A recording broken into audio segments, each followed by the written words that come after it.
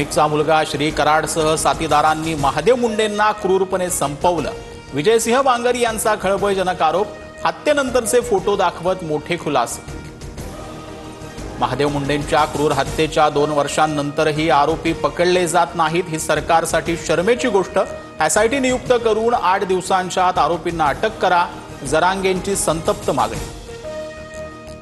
बीडचे पालकमंत्री अजितदादा महादेव मुंडेंच्या हत्येवर बोलत का नाहीत?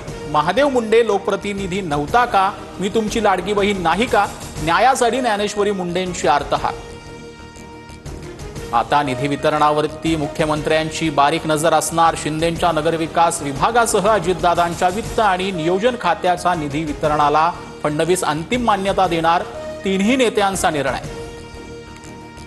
सर्व ठिकाणी मुख्यमंत्रीच बॉस असल्याचं फडणवीसांनी दाखवून दिलं. निधीवर नजर ठेवण्याच्या निर्णयानंतर विजय वडेट्टीवारांचा निशाणा.